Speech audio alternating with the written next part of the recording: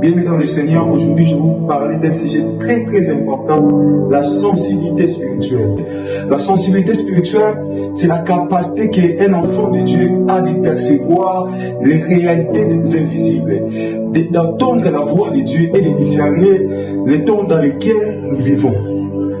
Et il y a beaucoup de personnes qui marchent dans ce monde sans comprendre ce qui se passe réellement dans ce monde spirituel, dans le monde spirituel. Et pourtant, Dieu a placé à chaque être humain un esprit capable de discerner, pressentir et comprendre les choses qui doivent arriver. Regardez dans la Bible, Élie, dans 1 Roi chapitre 18, a percé dans son esprit qu'une pluie allait venir alors que le ciel était encore clair.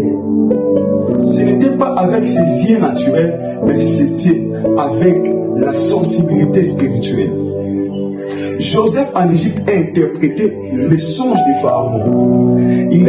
Parce qu'il avait l'esprit sensible à capter les choses cachées. Bien aimé, voilà pourquoi dans notre génération, beaucoup tombent dans les pièges de l'ennemi par manque de sensibilité spirituelle. Mais Dieu nous appelle à réveiller cette sensibilité. Mais comment réveiller cette sensibilité?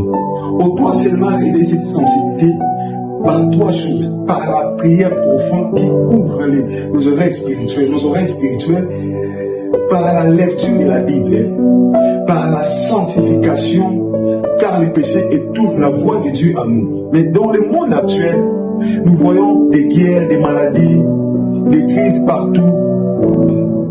Tout cela avait déjà été annoncé dans la parole.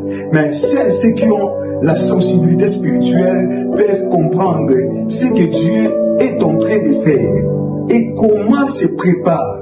Comment se prépare? Bien aimé, Dieu t'a donné un esprit capable de percevoir ces signes. Ne restez pas aveugle spirituellement, car c'est par cette sensibilité que tu pourras éviter le piège du diable et marcher dans la volonté parfaite de Dieu. Voilà pourquoi ma prière aujourd'hui, que le Saint-Esprit ouvre tes yeux, que tu deviennes sensible à la voix de ton Créateur. Si ce message vous a édifié, n'oubliez pas de vous abonner à ma chaîne YouTube pour ne pas rater les prochaines vidéos. Que le Seigneur vous bénisse abondamment.